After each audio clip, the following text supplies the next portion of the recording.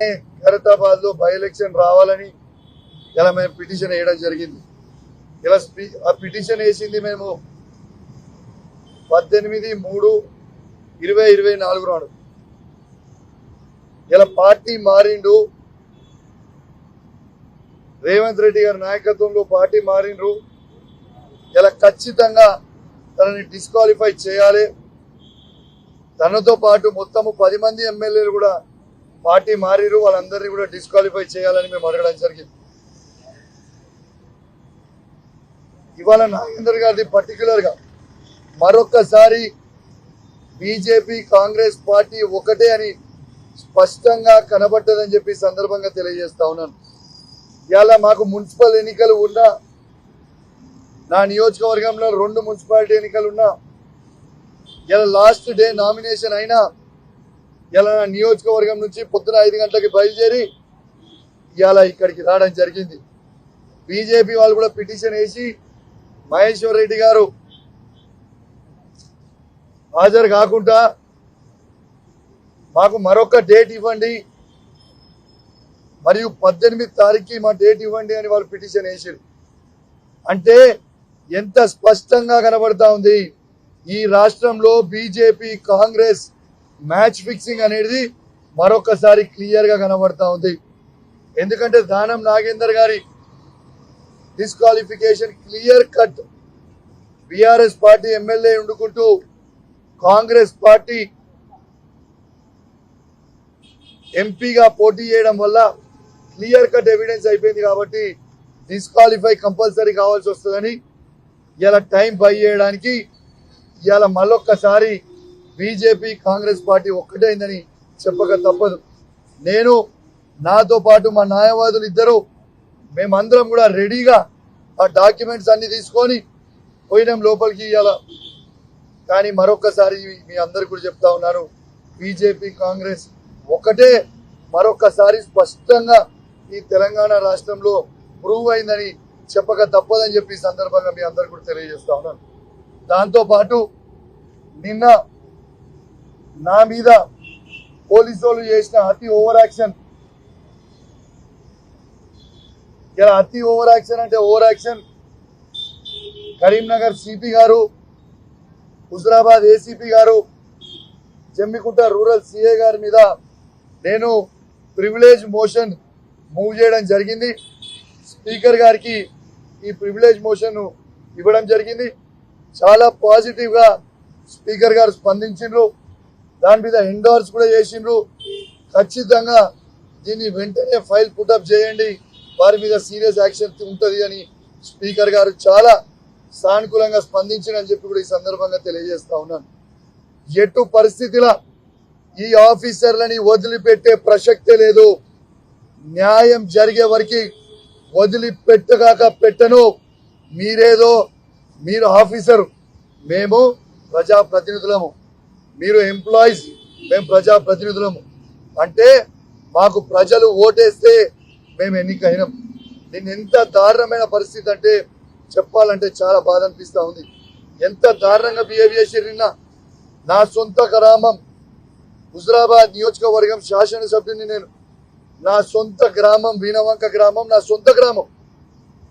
సొంత గ్రామంలో సమ్మక్కని సారక్కని తల్లిని దర్శనం చేసుకుందామని నేను పోతే, నాతో పాటు నేను నా హుజరాబాద్ క్యాంప్ ఆఫీస్ నుంచి బయలుదేరినప్పుడు నాతో పాటు నా కార్యకర్తలు ఒక 30-35 మంది ముఖ్య నాయకులు, వాళ్ళకు కూడా దర్శనం కావాలి, మేము దర్శనం చేసుకుంటామని చెప్పి నాతోని వాళ్ళని తీసుకొని పోతుంటే మొత్తము పోలీస్ వ్యాన్లు అడ్డం పెట్టి మీరు పోవడానికి లేదు, మీరు ఆడ దర్శనం పోవడానికి లేదు, నువ్వు చేసుకోవద్దు అనేది నిన్న పోలీసు వాళ్ళు చాలా ఇబ్బంది పెట్టిండ్రు. లాస్ట్కి కేవలం నన్ను, నా సతీమణిని, నా బిడ్డని మాత్రమే పంపిస్తామని సతీమూలందరినీ దర్శనం చేసుకోకుండా హౌస్ అరెస్ట్ చేసిండ్రు. ఇలా దర్శనం చేసుకోవడానికి నేను ఆడికి పోయిన తర్వాత, ఆ గద్దెల దగ్గరికి పోయిన తర్వాత సారక్క వచ్చింది, ఇంకొక అర్ధ గంటలో అయితే సమ్మక్క కూడా వస్తుంది. నేను వెయిట్ చేస్తా ఉన్నా సమ్మక్క గద్దెల మీద. ఆ సమ్మక్క గద్దె మీద నేను వెయిట్ చేస్తా ఉంటే, నేను, నా సతీమణి, నా బిడ్డ వెయిట్ చేస్తా ఉంటే పోలీసు వాళ్ళు సిపి గారి డైరెక్షన్స్ మేరకు ఏసీపీ గారు, సిఐ గారు, అతను పోలీస్ ఆఫీసర్లు అందరూ అతి ఓవర్ యాక్షన్ చేసి దేవుని గద్దె మీద నిలుచున్న నన్ను, నా బిడ్డని, నా భార్యని గొర గొర గొర గొర గుంజుకోపోయింది. ఇది కరెక్టేనా అని నేను అడుగుతా ఉన్నాను. ప్రజల్లారా ఒక్కసారి ఆలోచన చేయండి. సారక్క సమ్మక్క జాతర అంటేనే ఒక తల్లి బిడ్డల జాతర. అట్లాంటి తల్లి బిడ్డల జాతరలో మేము పోయినప్పుడు ఒక తల్లిని గొర పోలీసు వాళ్ళు గుంజుకపోతుంటే ఒక బిడ్డ ఏడుస్తా ఉన్నది. ఇది న్యాయమేనా అని నేను అడుగుతా ఉన్నాను. ఇది న్యాయమా అని నేను అడుగుతా ఉన్నాను. నేను బాధ్యత కలిగ శాసనసభ్యుని ఆ నియోజకవర్గంలో దళిత మహిళ అయిన సర్పంచ్ అక్కడ ఇంత దొర అహంకారం కొని ఒక ప్రైవేటు వ్యక్తికి ఇలా ముఖ్యమంత్రి రేవంత్ రెడ్డి గారి ఇన్స్ట్రక్షన్స్ మేరకు ఒక ప్రైవేటు వ్యక్తికి గన్మెన్ లెక్క వార్డు మెంబర్ కూడా గెలవని వ్యక్తికి గన్మెన్ లాగా సిపి గారు నిలవడం ఒక సిగ్గు చేటు అని చెప్పక తప్పదని చెప్పి సందర్భంగా తెలియజేస్తా ఉన్నాను. నా రక్తం మరుగుతుందో ఎందుకు అంటే ఇలా పోలీస్ ఆఫీసర్లకి ఆ డ్రెస్ ఒక ఐపీఎస్ ఆఫీసర్, తతిమా ఆఫీసర్లు అందరూ కూడా ఏసీపీ కావచ్చు, సిఐ కావచ్చు, ఎస్ఐ కావచ్చు, ఇలా చదువుకున్న వ్యక్తులు మీ గౌరవానికి భంగం కల్పిస్తా ఉన్నారు. ఇలా డ్రెస్కే ఇజ్జత్ పోతా ఉంది. మీరు చేయబట్టి ఇలా మీరు ఎస్కాటు పైలట్ ఏమని ఇస్తే ఒక కేంద్ర మంత్రికి ఇవ్వండి, ఒక మంత్రికి ఇవ్వండి, ఒక ఎంపీకి ఇవ్వండి, ఒక ఎమ్మెల్యేకి ఇవ్వండి. అయినా వార్డు మెంబర్ కాని వ్యక్తికి కూడా గన్మెన్ లెక్క నిల్చొని నడవడం అనేది ఎంతవరకు కరెక్ట్ అని నేను అడుగుతా ఉన్నాను. అయినా సమ్మక్క సారక్క జాతరకి పోయే అధికారం నాకు లేదా? నేను దండం పెట్టుకునే అధికారం నాకు లేదా? ఒక దళిత మహిళని అవమానించే విధంగా ఇలా సిపి గారు, ఏసీపీ గారు, సిఐ గారు ప్రవర్తించారు. ఒక దళిత మహిళా సర్పంచ్ ని ఇలా జుట్టు పట్టుకొని గొర ఉంచుకోపోయారు. ఇది ఎంతవరకు కరెక్ట్ అని నేను అడుగుతా ఉన్నాను. అంటే దళితులు బాగుపడొద్దా? దళితుల పెద్దరికం ఉండొద్దా? ఇదే దళితులు ఆడ వచ్చి కొబ్బరికాయ కొట్టొద్దా? కొట్టి దేవునికి మొక్కొద్దా అని నేను అడుగుతా ఉన్నాను. ప్రజల్లారా ఆలోచన చేయండి. ఎంత దౌర్భాగ్యమైన పరిస్థితి నడుస్తా ఉందో. రేవంత్ రెడ్డి గారు ఆ రోజు అన్నారు, రేవంత్ రెడ్డి గారిని గొర గుంజుకపోయినా. మరి ఇవాళ రేవంత్ రెడ్డి గారు మరి నువ్వు మీ అధికారులకి ఏం ఆదేశిస్తా ఉన్నావు అని చెప్తా ఉన్నాను. నేను గ్యారంటీగా చెప్తా ఉన్నాను, రేవంత్ రెడ్డి గారు కాసుకోండి. మీరు ఎంత హరాస్మెంట్ అని చేసినా నేను మిమ్మల్ని వదిలిపెట్టను, ఆ పోలీస్ ఆఫీసర్లను కూడా వదిలిపెట్టను. ఇది నా మాట అని చెప్పి సందర్భంగా మీ అందరూ కూడా మీ ద్వారా వాళ్ళని హెచ్చరిస్తా ఉన్నాను. ఇలా నేను చెప్తా ఉన్నాను, ఈ ఓవర్ యాక్షన్ చేసిన పోలీసు వాళ్ళని ఖచ్చితంగా ఇలా ప్రివిలేజ్ మోషన్ మూవ్ చేసిన ఇలా మా మహిళా సర్పంచ్ గారు ఇలా పోలీస్ స్టేషన్ లో ఎస్సీ ఎస్టీ కేసు ఇలా వాళ్ళ మీద పిటిషన్ సిపి గారి మీద, ఏసీపీ గారి మీద, సిఐ గారి మీద ఇవ్వడం జరిగింది. ఎంత దారుణం అంటే ఇలా మా సర్పంచ్ గారు కూడా ఆడ పిటిషన్ ఇవ్వనికపోతే రిసీవ్డ్ కాపీ ఇస్తలేరు. రిసీవ్డ్ కాపీ ఇదా మీ పరిస్థితి అని నేను అడుగుతా ఉన్నాను. ఇలా రిసీవ్డ్ కాపీ ఇస్తలేను.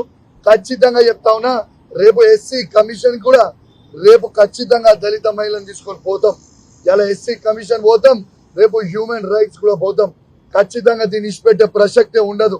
నేను ఒకటే అడుగుతా ఉన్నాను, నేను రాజకీయాల్లో ఉన్నా, నేను బాధ్యత కలిగిన శాసనసభ్యులు. నా భార్య బిడ్డ ఏమి చేసిందని గొరగించుకొచ్చిరు. నా బిడ్డ 14 ఏళ్ళ చిన్న పిల్ల దేవుని దగ్గరకు వచ్చి దర్శనం చేసుకుంటే గొర గుంజితే నాకు చెయ్యి వస్తుంది, నాకు మొత్తం చెయ్యి గుంజి వచ్చే పరిస్థితిలో ఉంది. ఇలా ఇదా మీరు చేసే పరిస్థితి అని నేను అడుగుతా ఉన్నాను పోలీసులను. ఒక సమ్మక్క సారక్క దర్శనం చేసుకునే అవకాశం స్థానికంగా ఉన్న ఎమ్మెల్యేకి, స్థానికంగా ఉన్న సర్పంచ్ కి నా సొంత గ్రామంలో లేదా అని నేను అడుగుతా ఉన్నాను. తెలంగాణ ప్రజల్లారా, హుజురాబాద్ నియోజకవర్గ ప్రజల్లారా, ఎంత అరాచకం చేస్తారో ఒక్కసారి ఆలోచన చేయండి. ఇలా నేను చెప్తా ఉన్నాను, ఇలా కొందరు పెద్ద మనుషులు ఆడ మాట్లాడుతూ ఉన్నారు. అయ్యా మీకు తెలియదు కావచ్చు, తెలుసుకోండి. తెలియకపోతే మీరు నడిచే ప్రతి రోడ్డు ఇలా హుజురాబాద్ నియోజకవర్గంలో కావచ్చు, వీణవంక గ్రామ పంచాయతీలో కావచ్చు, ఇలా కేసీఆర్ నాయకత్వంలో వేసింది కౌశిక్ రెడ్డి. ఇవాళ మీకు వేసిన బోరీలు కట్టించింది కౌశిక్ రెడ్డి. 30 కోట్ల రూపాయలతో రోడ్లు వేయించింది కౌశిక్ రెడ్డి. ఇలా 1000 కోట్ల రూపాయల అభివృద్ధి చేయించింది కేసీఆర్ నాయకత్వంలో. మేమే తప్పితే మీరు కాదు.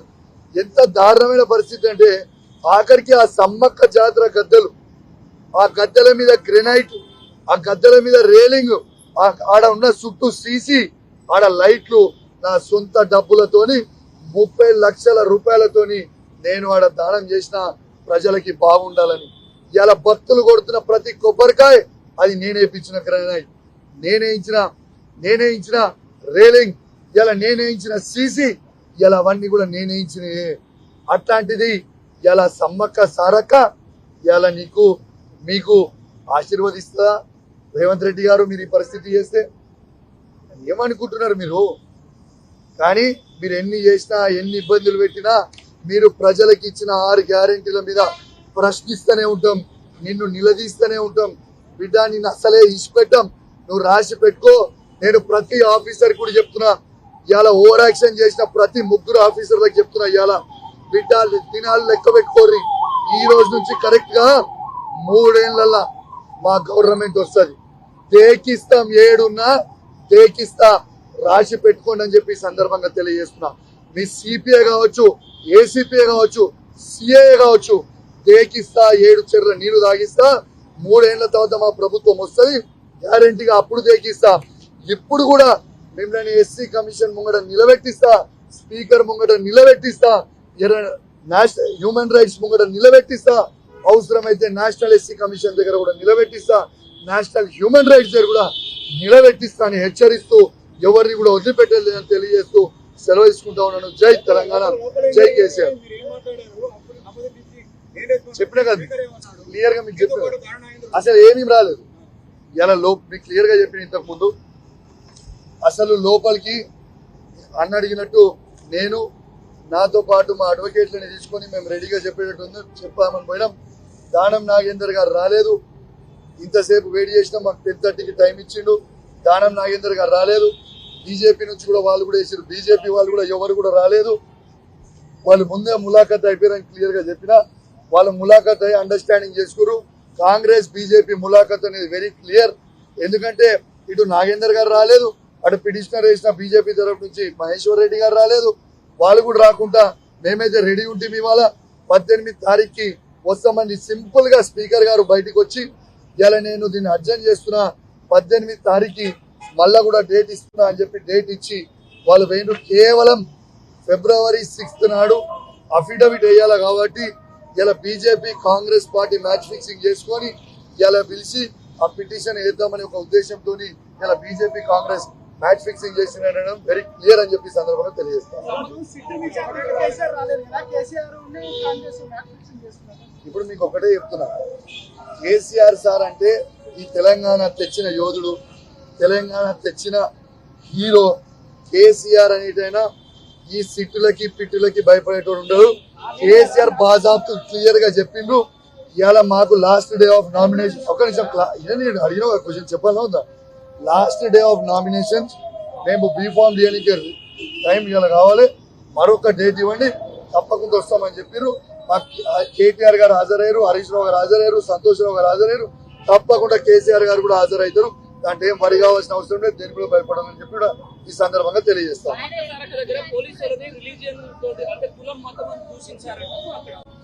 మీకు వెరీ క్లియర్ చెప్తున్నా, వాళ్ళు చేసింది తప్పు, వాళ్ళు చేసిన తప్పుకి 100 కవరింగ్ చేసుకునే చూస్తున్నారు. నేను ఒక ఎమ్మెల్యేగా, ఒక దళిత సర్పంచ్ గా, ఎమ్మెల్యే గారు దళిత సర్పంచ్ ని కొబ్బరికాయ కొట్టినప్పుడు సిపి గారు ఏసీపీ గారు చెప్తున్నారు, మాకు చెప్తున్నారు, సిపి ఏసీపీ నాకు ఫోన్ చేసి చెప్పారు నాకే, ఇవాళ దళిత మహిళా సర్పంచ్ కొబ్బరికాయ కొట్టడానికి వీలు లేదు. ప్రైవేటు వ్యక్తులైన దురలహంకారం వాళ్ళు కొట్టిన తర్వాతనే దళిత మహిళా సర్పంచ్ కొట్టాలని.